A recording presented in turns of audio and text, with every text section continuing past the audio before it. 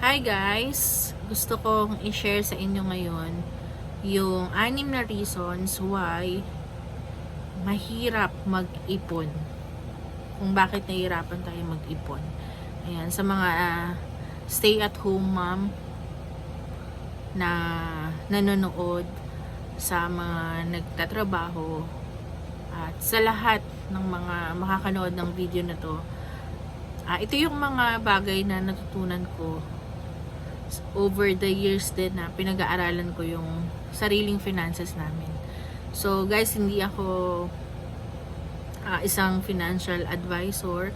Isa lang akong simpleng may bahay na nagtatry na talagang ayusin yung finances ko. Ayan, finances naming mag-asawa. So ito yung 6 na bagay na natutunan ko over the years na mga dahilan kung bakit ang hirap mag-ipon. So, number 1, ang punot dulo ng pagiging out of budget ko ay ang hindi pagtitipid sa naka-allocate na budget ko for that week. Kaya ako nag-go over the budget. Ayan. So, kahit gaano kalaki yung kinikita natin, for example, ang laki nga ng kinikita ng asawa nyo, kayo meron din kayong sariling kita, pero hindi naman ito, pag ganito yung nangyayari sa atin, hindi natin natitipid yung ina-allocate natin na budget. Let's say for example, for a week, meron kayong budget na, let's say, kung dalawa lang naman kayo, kagaya namin, meron kayong budget na 2,500 weekly para sa grocery, sa toiletries, budget nyo for that week. Para sa mga fixed expenses nyo at saka sa mga variable expenses. Pero, halimbawa, yung 2,500 na yon, hindi naman natin siya napagkakasya within the week. Kumbaga, masyado pa rin tayong magastos, nag-go over the budget pa rin tayo. Yun yung isang dahilan na bakit hindi tayo makaipon o nahihirapan tayong makaipon. Kasi nga, kapag kayong naka-allocate, nakalagay na, yun, alam natin, yun na yung budget natin, pero hindi natin siya natitipid, isang dahilan yun, kaya nahihirapan tayong mag-ipon. Pangalawa, ang hindi natin naman paglalagay ng specific na budget for that week. Ayan, so yung una, meron kang budget, pero hindi mo siya natitipid, hindi nagkakasya, hindi mo napagkakasya. So, ito naman, yung pangalawa, hindi ka naglalagay ng specific amount of budget nyo for that week. Nagiging dahilan siya para mas maging malaki yung gastos natin. Kasi wala tayong specific amount na nakalagay na ito yung budget natin. Yan, so, mas nagiging malaki pa yung nagagastos natin. Kasi, para tayong nanguhula kung magkano ba yung pwede natin gastusin for that week. Yung pala, okay na pala yung 2,500, pero mag-go over tayo dun sa 2,500. Kasi nga, wala naman tayong specific na nakalagay. So, parang kung ano na lang yung makita natin, kung ano na lang yung bili natin, yun yung binibili natin. Pangatlo, napansin ko, dahil din sa emotional spending. Ayan. Ako talaga, kaya din ako nahihirapan mag-ipon kasi nga, madalas emotional spender ako. Ayan, lalo na pagka, alam niyo yung kahit wala siya sa plano, pero nakita ko na para makakapagpasaya siya ng ibang tao, makakapagpasaya siya ng mahal ko sa buhay, gagawin ko, bibiling ko yun. Kahit na wala siya sa budget. Then, pang-apat, walang emergency fund. Walang emergency fund. Ayan. So, napakahalaga ng emergency fund. So, yung emergency fund, guys, ay yun yung ating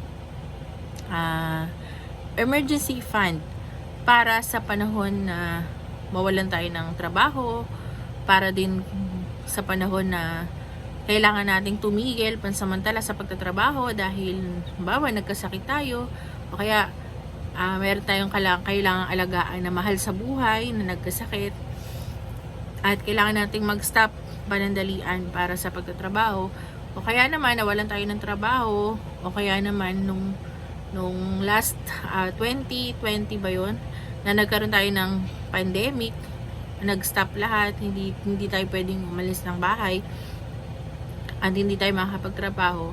Mahirap pag wala tayong emergency fund. Kasi emergency fund, yun yung financial safety net ng bawat isa po sa atin.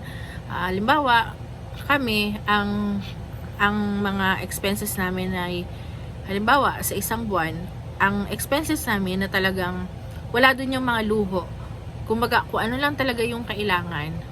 For example, we can live sa amount na 20,000. Example lang, 20,000. So, kung gusto namin mag-ipon ng emergency fund na, halimbawa, 3 to 6 months ng emergency fund o 4 months, kung mag-iipon kami ng aming emergency fund, ang iipunin namin ay 20,000 times 4 months. So, kailangan meron kaming 80,000 na nakatabi. Ang allocation nun ay para sa mga emergency. So, pag sinabi natin emergency, yung mga bagay lang na emergency, no? At halimbawa, meron ding nasira sa bahay natin na kailangan nating ipaayos yung, halimbawa, washing machine natin nasira. Halimbawa, kailangan natin talagang bumili ng bagong kalan. So, yung ganong mga bagay, yung mga hindi pwedeng wala tayo, pwede yun na kunin natin doon yung emergency fund. Pero kung makakagustuhan lang natin, like for example, gusto lang natin ng bagong damit, meron lang tayong, sasama lang tayo sa isang outing, biglang outing, o kahit planned pa na outing, dapat merong specific na nakaipon tayo para doon sa outing na yon, at hindi yun kinukuha sa emergency fund. So, yun yung emergency fund. Pag wala tayo noon, for example, wala tayo ng emergency fund sa week na yon, meron ka lang budget na nakalaan para sa pagkain nyo, sa pangangailangan nyo, then merong dumating na emergency. So, ang gagawin, dahil wala tayong emergency fund, kukunin natin siya lahat dun sa pera na meron tayo. So, nasisira yung budget natin. No, halimbawa, that week nasira yung kalan nyo, bigla kayong bibili ngayon, yung 2,500 nakaalat yun para sa budget nyo for that week. Pero dahil wala nga tayong plano, hindi tayo nag-ipon ng emergency fund, biglang kukunin natin siya dun sa budget natin, biglang kukunin natin siya sa pera natin na hindi naman nakaalat para dun. So, yun yung emergency fund. Then, pang-5, kapag hindi tayo namamalengke and grocery, at tamad tayong magluto. Ayan. So, isang bagay yan na nagiging reason ba't nahihirapan tayong mag-ipon. No? Kahit gaano kalaki yung kita natin, pero ganito yung nangyayari sa atin. Hindi tayo namamalengke, hindi tayo nag-grocery. Ano po yung natutunan ko doon? Bakit yung hindi pa mamalengke at hindi pag-grocery at pagiging tamad magluto ay naging dahilan na hindi tayo nakakaipon? Kasi halimbawa, hindi tayo namalengke. So, wala tayong mga pagkain sa ref. Wala, no? So, grocery, hindi rin tayo nagpunta ng grocery.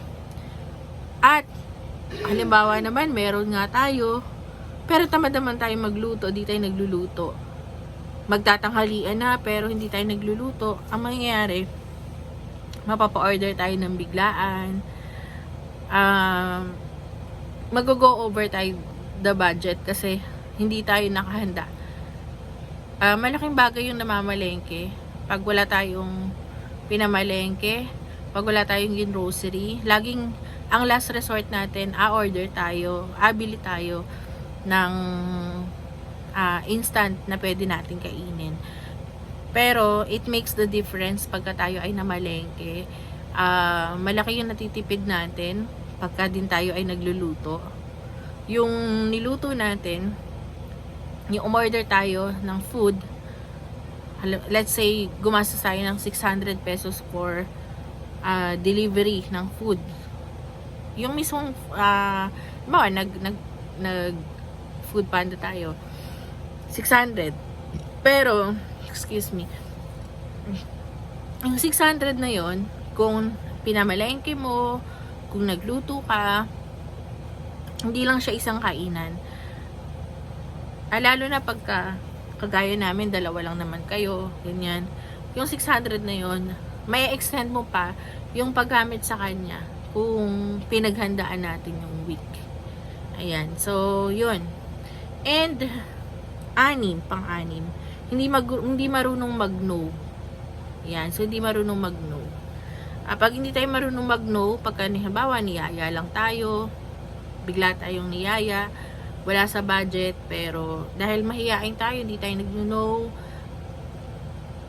ang nangyayari, napapagastos tayo ng higit pa sa budget natin. So, yun yung nangyayari.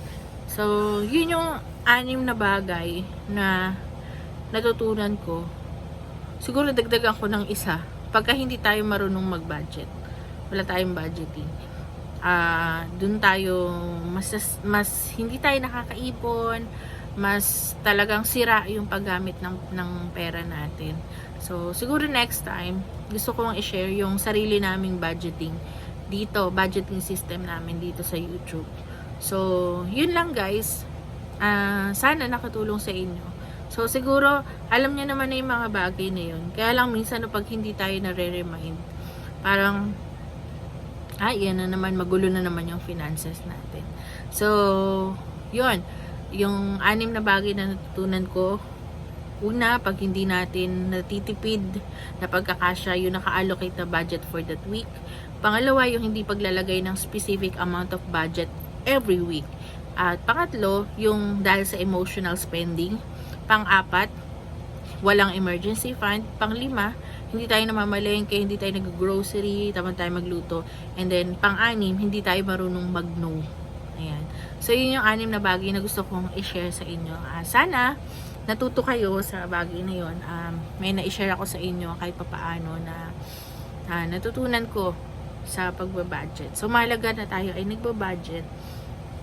Marunong tayong humawak ng blessings na ipinagkakaloob ng Panginoon sa atin. Marunong tayong maghawak ng blessings ng finances na pinaghihirapan natin at ng ating kabiyak sa buhay, kasama sa buhay. So, yun. Maraming salamat. Pagpalain tayong lahat ng ating Panginoon. Bye! See you on my next vlog.